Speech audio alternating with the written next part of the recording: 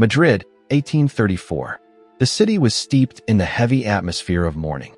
Church bells rang at regular intervals, deep and solemn, as if each toll were reminding the people that an era had just come to an end. The king was dead. For the subjects beyond the palace walls, that death marked the full stop of a turbulent reign, the end of a man who had once held the fate of an entire kingdom in his hands. But for those closest to the center of power, death did not yet mean an ending. In the long, shadowed corridors of the royal palace, where light was forever bent by thick stone walls and heavy curtains, there were still matters that had to be attended to. One of them fell to the royal physician, a man who had served the king for many years, familiar with his breathing, his habits, and the secrets no one else was permitted to know. When he was summoned to the king's private chamber, he immediately understood that this task was unlike any he had faced before. This was not about curing illness or saving a life, but about dealing with the final chapter of a story that had stretched on for far too long. The room where the king lay was wrapped in a strange, unsettling stillness. Heavy drapes were drawn shut, candlelight cast trembling shadows on the walls, as if the past itself refused to leave. The king's body rested neatly on the bed, his face no longer marked by the familiar tension of life, yet bearing a rigidity that made it impossible to mistake for sleep. Here, amid the scent of incense and melting wax, death did not appear peaceful. It felt more like a secret forced into silence. The physician understood that his duty was not merely medical. Before him lay what remained of a power that had once governed the lives of millions. Every movement, every thought, had to be measured and cautious. What took place in this room would never be spoken of openly, would never appear in any official chronicle. And yet, that very silence made it heavier. Some truths, even when buried, continue to shape how an entire era is remembered. Outside, the funeral rituals carried an air of solemn dignity. Inside the palace, however, one could sense a mixture of grief and relief. For many, the king's death was not only a loss, but a release from a long-standing fear. Still, no one dared to put such thoughts into words. The court maintained its rituals and roles, as if outward order might conceal the fractures that had existed for far too long beneath the surface. It was in that moment that the physician began to realize that the king's body, now nothing more than a motionless form, held a meaning far beyond biology. It stood as a silent symbol of the fallen dynasty itself. Outwardly power, ceremony, proclamations made in the name of order and faith. Inwardly distortion, wounds that were never healed, and secrets suppressed until they could no longer be controlled. While alive, the king had been the center of all decisions. His will could elevate a man overnight or cast an entire family into ruin. Now, in the silence of the sealed chamber, that power had no voice. What remained were the traces of a life governed by private obsessions, unacknowledged fears, and choices whose consequences reached far beyond the man himself. The story, therefore, did not end with the death of an individual. It opened onto a larger question. What happens when the tragedy of one person becomes inseparably bound to the fate of an entire nation? When personal wounds, instead of being recognized and restrained, are granted the authority to spread. In that quiet room, amid final rites and secrets that had to remain unspoken, the physician understood that he was standing before the true legacy of the dynasty. Not the crown, not the throne, but the deep imprint of a power already twisted from within. After the door closed behind the royal physician, the story no longer remained confined to the room where the king's body lay still.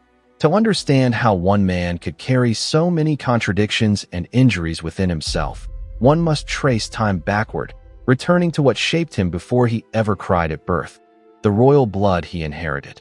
For centuries, the ruling dynasties of Spain, particularly the Habsburgs and the Bourbons, had maintained an almost closed tradition of marriage.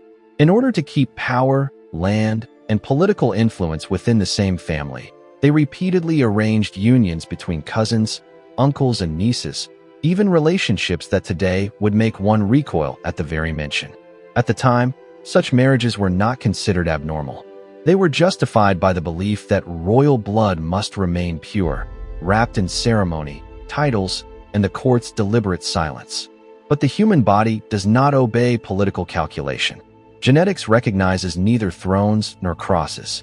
Over generations, harmful traits accumulated, minor flaws were amplified, and risks once rare became nearly inevitable. Later historians and physicians would describe the Spanish royal family as a centuries-long genetic experiment, one in which power forced nature to exact its price. Ferdinand was born into precisely this context. On October 14, 1784, at the El Escorial Palace, he entered the world as the son of Charles IV and Maria Luisa, a marriage arranged between close blood relatives. At the time, no one at court saw this as an ill omen.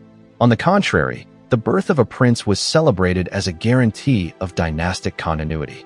Church bells rang, prayers echoed through the palace, and people believed the future was secure. Yet from the beginning, Ferdinand's body carried signs of instability that only those closest to him noticed. Early medical notes, carefully sealed within royal records, describe a child who was difficult to predict, frequently ill, easily agitated, and unusually sensitive to stimuli that other children tolerated without issue. As he grew older, these traits did not fade but became increasingly pronounced. The genetic legacy Ferdinand inherited manifested not only in his physical condition, but deep within his inner life. He was prone to anxiety and suspicion, and tended to overreact to minor situations. Those responsible for his education noted that the prince possessed a sharp intelligence of his own kind, yet lacked emotional stability. He remembered injuries for a very long time, and almost never forgot the feeling of being slighted, whether real or imagined.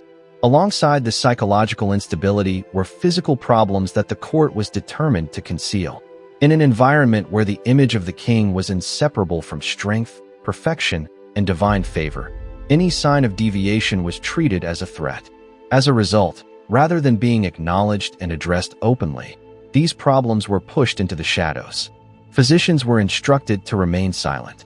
Servants learned when to look away. And Ferdinand himself grew up with the unspoken sense that there was something about him that must never be named. Over time, the degeneration of royal blood ceased to be an abstract concept. It took shape within Ferdinand himself, in the way he saw the world, and in how the world reflected his gaze back at him.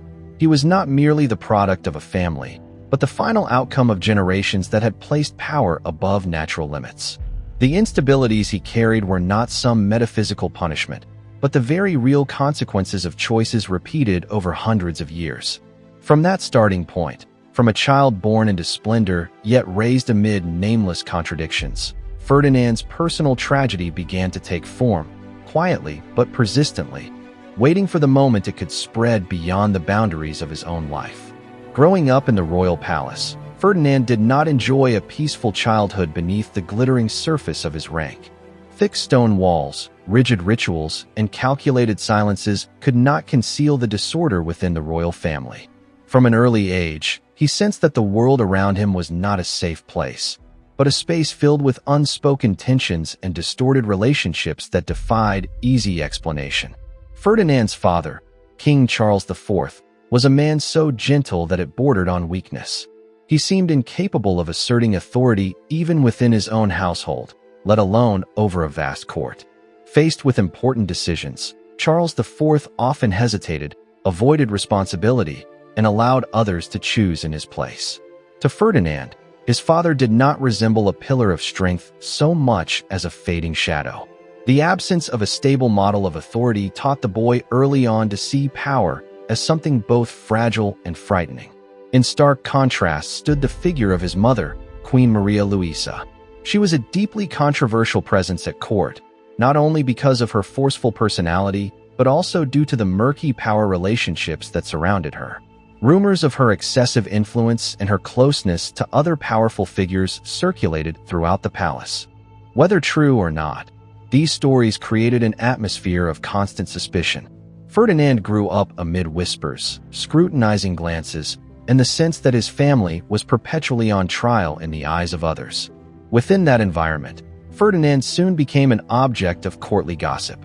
From his appearance and gestures to his unusual emotional reactions, everything about him was closely examined. He was not looked at with the natural compassion adults reserve for a child, but with a curiosity tinged with disdain. Casual remarks, glances that lingered a moment too long, gradually built an invisible wall that separated Ferdinand from those around him. His isolation did not come from abandonment, but from being observed in ways he never desired.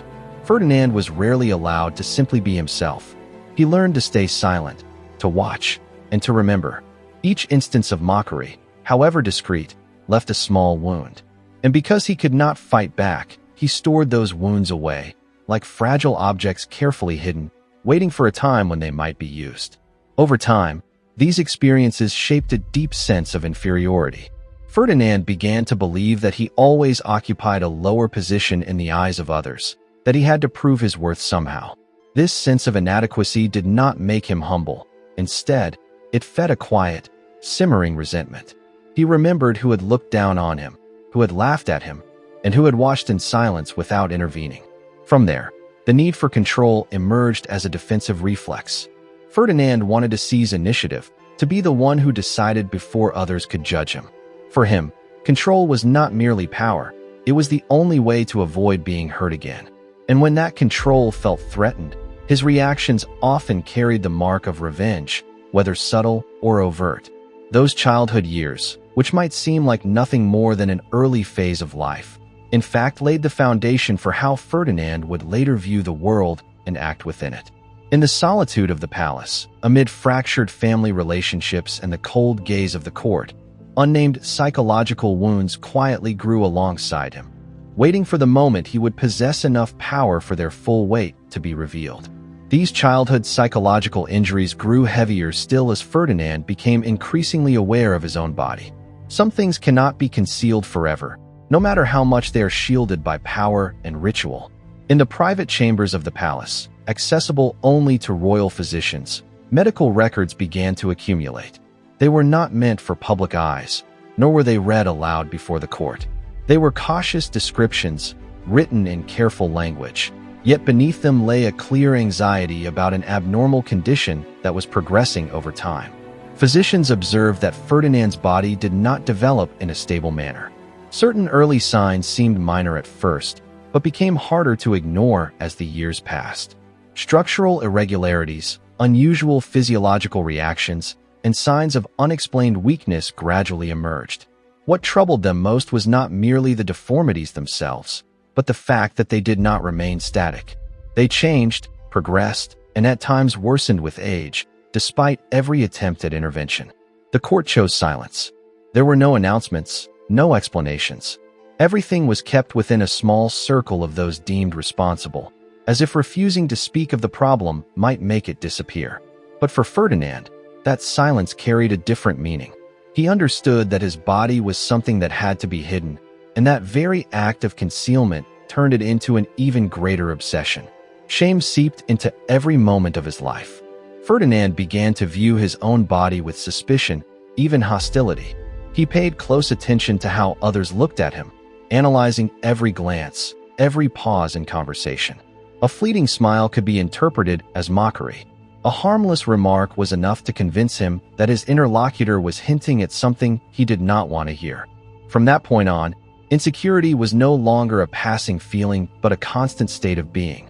Ferdinand lived with the sense that he was always being judged, compared, and found lacking when measured against the ideal image of a perfect king. His fear of ridicule gradually hardened into paranoia. He came to distrust even those closest to him, convinced that they whispered behind his back, that every hushed conversation in the palace somehow revolved around him. In his mind, the body was no longer merely a personal matter, but a vulnerability that could be exploited at any moment.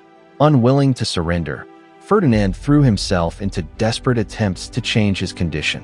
Medicines were tried incessantly, ranging from the accepted practices of contemporary medicine to remedies few dared to acknowledge openly. When court physicians failed to deliver the results he hoped for, he turned to healers who claimed the ability to cure illnesses that could not be named. Each new hope was clung to tightly, like a final lifeline in churning waters. At times, driven by desperation, Ferdinand even intervened directly upon his own body, believing that by acting on his own he might reclaim a sense of control. These actions, dangerous as they were, gave him a temporary feeling that he was not entirely powerless.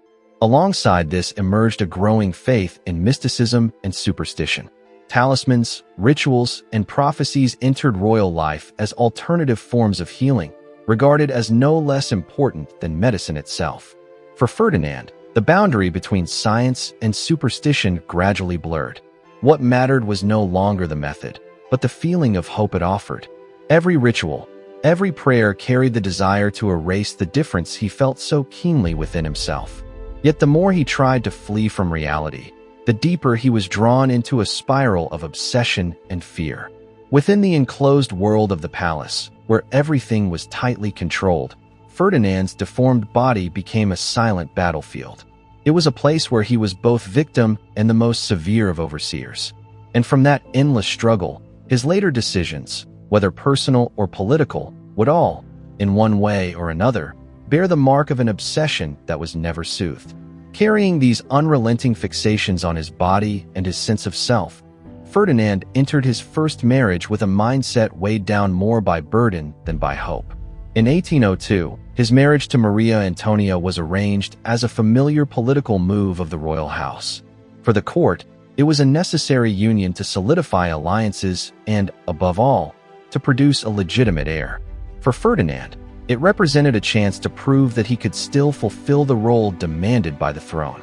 For Maria Antonia, a young woman barely at the threshold of adulthood, the marriage opened the gates of the palace while simultaneously closing off nearly every personal choice she might have had. From the outset, the expectations placed upon this marriage were overwhelming. Maria Antonia was not regarded as an individual with her own emotions and limits, but as a component of the succession plan.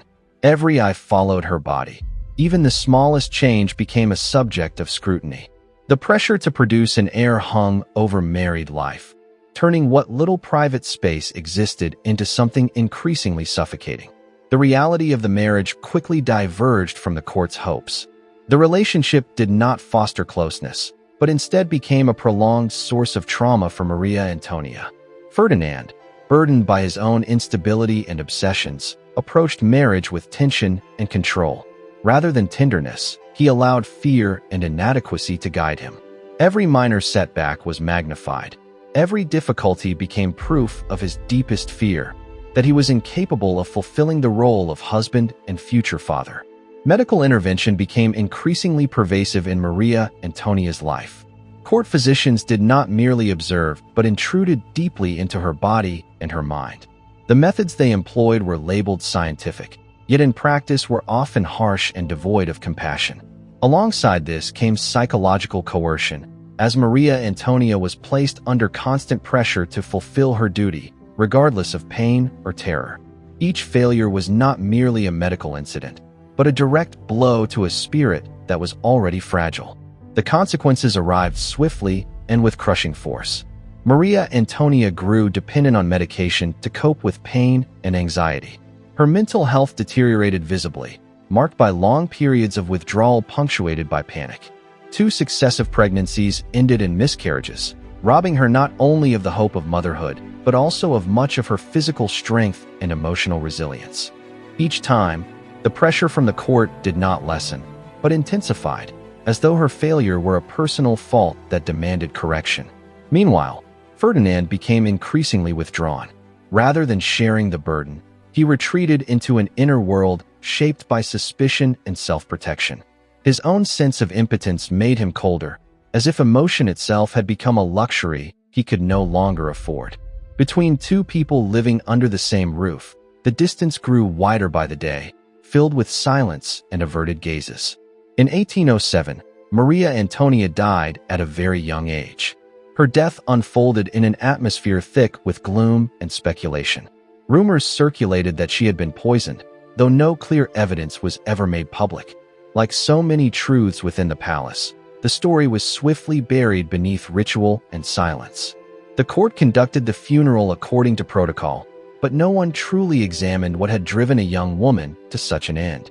What drew attention and confusion was Ferdinand's attitude after his wife's death. He appeared distant, almost indifferent. There were no public displays of grief, no visible signs of remorse. Perhaps this was the final defensive shell of a man long accustomed to suppressing emotion. Or perhaps, deep down, Ferdinand regarded the tragedy as yet another failure to be set aside so that he could continue moving forward. Thus ended the first marriage, leaving behind an early death, irreparable wounds, and a dark marker in Ferdinand's life. From this point on, marriage ceased to be a source of hope and became instead a heavy obligation, a place where personal obsessions continued to collide with the unforgiving expectations of the throne. After the death of Maria Antonia, the court did not allow Ferdinand much time to remain with his loss, although that loss had already been pushed aside by his own cold silence. The question of an heir still loomed, hanging overhead like an unforgiving reminder. A new marriage was quickly arranged, carrying with it the expectation that the previous failure had merely been an accident, that with a different wife, everything could begin again in a more proper way. Maria Isabel entered the palace under those circumstances. She was very young, inexperienced, and almost entirely unprepared for the world she was about to become part of. To the court, she represented renewed hope for succession. To Ferdinand, she was a second chance to affirm himself and to soothe obsessions that had never truly faded. But what awaited Maria Isabel behind the palace gates was not protection, but a married life steeped in fear. The atmosphere within this relationship quickly became suffocating. Ferdinand, carrying the insecurities of the past and the failure of his first marriage, entered shared life in a state of heightened vigilance. He monitored every small action of his wife, noted every change in her tone or expression, as if anything at all might signal betrayal or mockery. Suspicion required no clear cause. It existed on its own and fed itself. For Maria Isabel, fear gradually became a permanent condition. She lived with the sense of being constantly watched, constantly needing to measure every word and gesture. With no safe space to express her true emotions, she learned to remain silent, to avoid, to withdraw into herself. Each passing day carried invisible pressure that slowly eroded her spirit. Ferdinand's controlling behavior went beyond mere surveillance. He intruded deeply into his wife's personal life, from her social connections to her daily routines. Servants were ordered to report everything, no matter how trivial. Privacy all but ceased to exist. Everything unfolded beneath the king's suspicious gaze, and Maria Isabel gradually lost the sense that she was an independent person. Psychological oppression became an integral part of married life. Reproaches, prolonged silences, and sudden outbursts of anger created an environment in which stability was a luxury. Maria Isabel not only faced fear, but also a vague sense of guilt, as though she were always doing something wrong, even if she could not identify exactly what that wrong was. Over time, accumulated psychological trauma manifested in visible ways. Maria Isabel became exhausted, anxious, and prone to panic. Fragmented sleep, unexplained pains, and mental depletion caused her health to decline rapidly. Court physicians once again appeared with vague diagnoses and limited treatments. In this context, her emotional suffering was often minimized or dismissed as female weakness. Eventually, Maria Isabel died of what contemporary records described as nervous exhaustion. The phrase, seemingly neutral and harmless, concealed a prolonged process of collapse, in which fear and pressure steadily consumed a person from within. Her death did not provoke much public controversy. It was recorded, rituals were observed, and then it was swiftly pushed into the background of history. For Ferdinand, the second marriage ended without delivering what he had hoped for. Rather than easing his obsessions, it deepened them. The controlling and suspicious behaviors he regarded as self-protection now bore the unmistakable imprint of tragedy. And within the silence of the palace, a dangerous pattern began to take shape. Each private failure did not lead to self-reflection, but became a pretext for escalating power and psychological violence. These personal tragedies did not end with failed marriages. They gradually spilled beyond the boundaries of private life and seeped into the way Ferdinand viewed and exercised power. When insecurity, fear, and resentment went unresolved, they found another outlet: politics. From this point on, power was no longer a tool for governing the country, but a means for Ferdinand to defend himself against a world he constantly felt was threatening him. Years of accumulated personal wounds made Ferdinand increasingly rigid, even cruel. He came to believe that only absolute severity could preserve order. Punishments were imposed not merely as deterrence, but with an undertone of retaliation. Anyone deemed oppositional, even in words or attitude, could become a target. Tolerance gradually vanished from his rule, replaced by a harsh punitive system in which fear became the common language. The purging of opposition grew ever more frequent. Those who had supported reform, intellectuals with differing ideas, and even courtiers whose loyalty was not absolute were eliminated. Ferdinand no longer clearly distinguished between dissent and betrayal. In his mind, the two were nearly synonymous. Every opposing view was interpreted as a direct threat to the king's power and personal safety. Thus, a form of political paranoia took shape and embedded itself deeply within court life. Ferdinand lived with the constant fear of betrayal, convinced that those around him were secretly plotting against him. This fear was not abstract. It was institutionalized through tight surveillance mechanisms. A dense network of spies was established, penetrating every corner of the court and society. People watched one another, reported on one another, and learned to speak with such caution that self-censorship became second nature. The atmosphere at court grew oppressive. Even simple conversations could be misinterpreted. Casual remarks could lead to serious consequences. Psychological terror did not require overt violence. It existed in constant unease, in the sense that no one was truly safe. Officials lived in fear of falling from favor, while ordinary people learned that silence was the safest way to survive. Yet these measures of control did not bring the stability Ferdinand desired. On the contrary, they paralyzed the state apparatus. When every decision is driven by fear, initiative and responsibility gradually disappear. The economy began to decline as resources were diverted toward repression rather than development. Trade stagnated, national finances were drained, and the daily lives of the population grew increasingly difficult. On a broader scale, internal instability left Spain unable to maintain its position on the international stage. Colonies one by one fell into rebellion and secession, while the central court was too consumed with suppressing domestic dissent to respond effectively. Each territory lost was not only an economic blow, but also a heavy strike against the prestige of royal authority. Within society, discontent spread. People witnessed a widening gap between official proclamations and the reality of daily life. Instability did not erupt immediately, but smoldered and accumulated, like a crack running beneath a surface that appeared solid.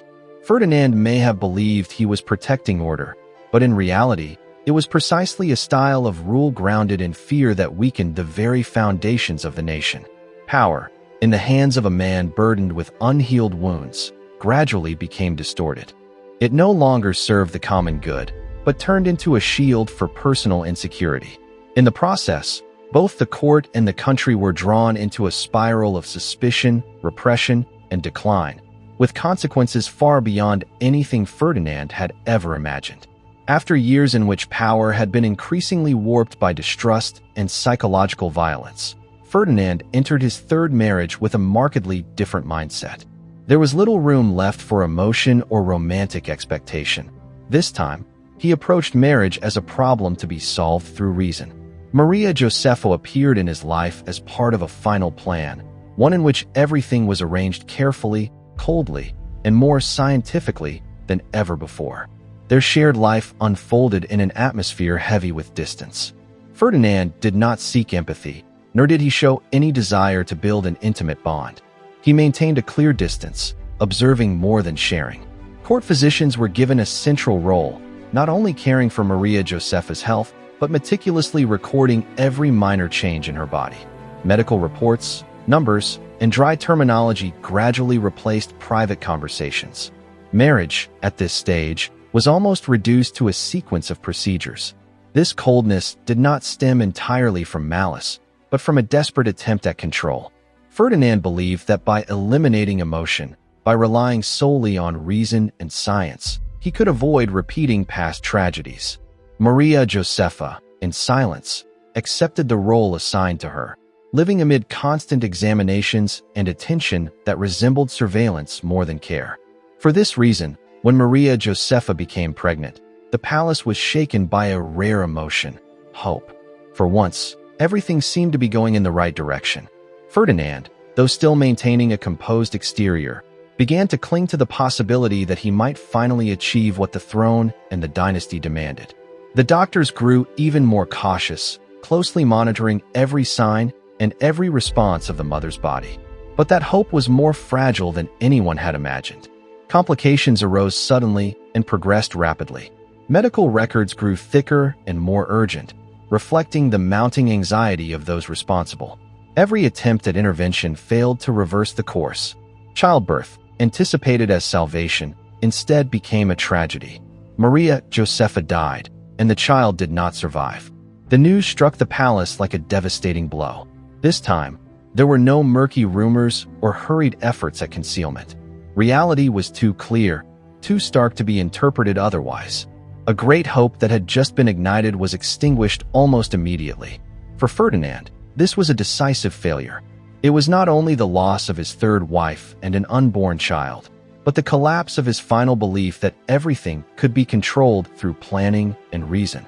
What he had tried to arrange, measure, and manage ultimately slipped from his grasp, as it had every time before. The psychological collapse unfolded quietly but deeply.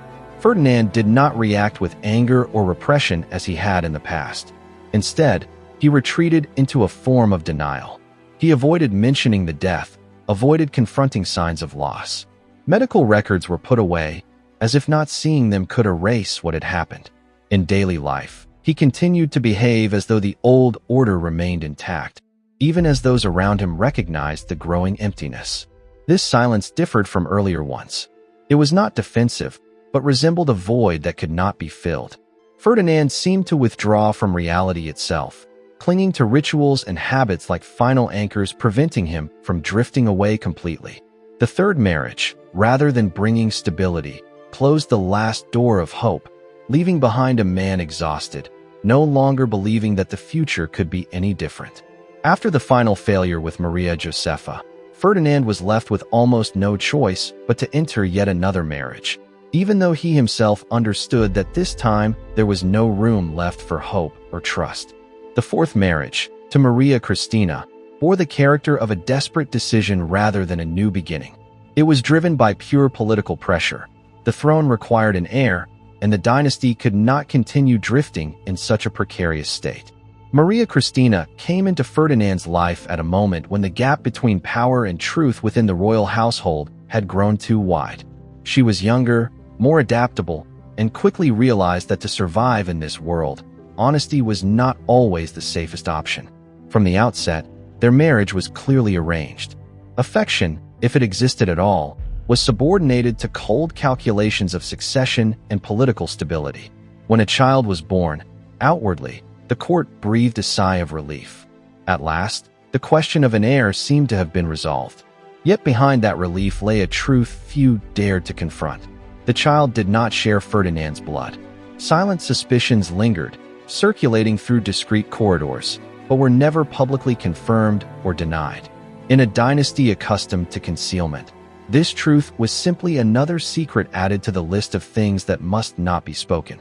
What is notable is that Ferdinand, though not naive, chose to accept the deception, not because he believed without doubt, but because he understood that the truth, in this case, could bring even more devastating consequences. Preserving the throne and maintaining the image of stable royal authority became the highest priorities. The falsehood was legitimized not as a personal act, but as a necessary political solution. Yet that acceptance did not bring peace. On the contrary, it further nourished the paranoia that had long taken root in Ferdinand. He began to view his own family with the same suspicion he had once directed at the court. Maria Cristina and the child, rather than becoming sources of comfort, were placed under constant scrutiny. Every gesture, every external relationship could be interpreted in a negative light. The atmosphere within the royal family thus became tense and cold. Surveillance extended even into the most private spaces. Servants were ordered to observe, to report, and to remain silent when necessary. Maria Cristina lived with the constant sensation of being watched, forced to weigh every word and every gesture. Though more adept than her predecessors, she too could not escape the prolonged psychological pressure. For the child, Protection did not carry the warmth of care, but resembled a defensive shell. Ferdinand sought to control every factor related to the heir, as if keeping everything within his sight might ease his anxiety. Yet the more he controlled, the more isolated he became, pushing those closest to him into a state of quiet fear. Family life, at this stage, was no longer a refuge from the outside world, but an extension of the same suffocating atmosphere that pervaded the court. Psychological oppression required no overt acts of violence. It existed in prolonged silences, in probing glances, and in the fact that no one could be certain of their standing in the king's eyes. The fourth marriage, therefore, did not resemble salvation, but rather a bitter compromise. Ferdinand preserved the appearance of stability that the throne demanded, but the price was a distortion of truth and family relationships built upon fear. Within this accepted falsehood, he continued to exist not as a husband or a father in any true sense, but as a king desperately clinging to the last vestiges of order at any cost. The final years of Ferdinand's life unfolded as a slow yet irreversible disintegration. After failed marriages, buried secrets, and years of rule steeped in suspicion, his body began to betray him. His strength visibly waned. Chronic pain no longer responded to medicine, and sleep became a rare luxury. The king who had once controlled an entire court now depended on others for the simplest daily tasks, a dependence that only deepened his irritability and resentment. Physical decline was accompanied by increasingly severe mental disturbance. Ferdinand no longer retained the clarity needed to distinguish real threats from fears of his own making. Paranoia, long smoldering beneath the surface, erupted into episodes of complete loss of control. He distrusted everyone, trusted courtiers, physicians, even the wife beside him. The whispers in his mind seemed never to fall silent, constantly warning of conspiracies, betrayal, and imminent collapse. During this period, the court functioned in a state of confusion and caution. Important decisions were delayed or repeatedly altered according to the king's shifting moods. There were days when Ferdinand refused all audiences, sealed himself inside his chambers, and ordered that no one disturb him. At other times, he would suddenly summon officials in the middle of the night, interrogate them over vague suspicions, and then dismiss them without issuing any clear instructions. This loss of control widened the distance between Ferdinand and those around him. Even within the palace, once the center of power, he lived like an isolated figure. Servants spoke to him in guarded tones. Physicians chose their words with extreme care, and courtiers were constantly braced for sudden outbursts of rage. No one truly dared to approach, because no one knew where the line of safety lay. In 1833, when death arrived, it was neither loud nor dramatic. Ferdinand simply ran out of strength. His body was too exhausted to resist, and his mind seemed to have departed ahead of him, drifting into inescapable delirium. In his final days, he drifted in and out of consciousness, calling the names of the dead, repeating old suspicions, and sometimes remaining silent for hours, as though he had already surrendered. Ferdinand's death thus bore the mark of total exhaustion. It was not merely the end of a life, but the inevitable result of an existence eroded by fear, obsession, and unresolved inner conflict. Though surrounded by palaces, rituals, and royal titles, he died in profound isolation. There was no serenity, no sense of completion, only a heavy void, where power had once resided but proved insufficient to save a man from himself. After Ferdinand drew his final breath, his story did not come to a close. On the contrary, another chapter, quieter and far more secretive, began immediately. Without public announcements or witnesses, an autopsy was conducted under conditions of absolute secrecy. Only a very small group of royal physicians and clergy were permitted to attend. Everyone understood that this was not a routine medical procedure, but a sensitive matter directly tied to the honor of the throne. What was recorded during the examination far exceeded the scattered rumors that had circulated before. Ferdinand's body bore multiple irreversible deformities, not the result of a single incident, but the accumulation of many years. Medical descriptions revealed severe deterioration in both bodily structure and physiological function. Some injuries could not be explained by natural illness alone, but showed traces of repeated, crude intervention, as though he himself had attempted to repair or control his body through extreme measures. These marks of self-destruction forced the physicians to view Ferdinand not merely as a patient, but as a man driven to the brink.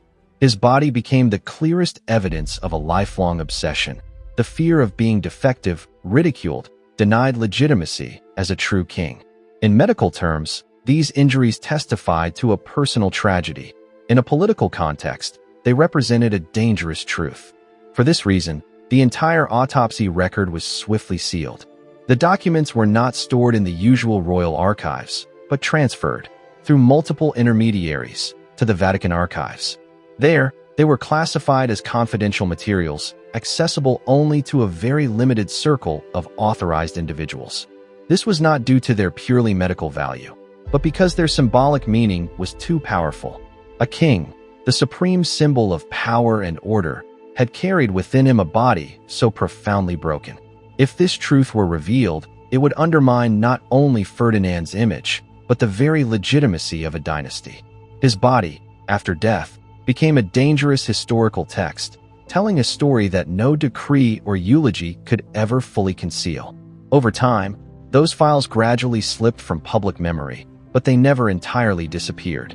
They persisted as a kind of state secret, mentioned only in whispers among scholars, historians, and those who study the darker sides of power.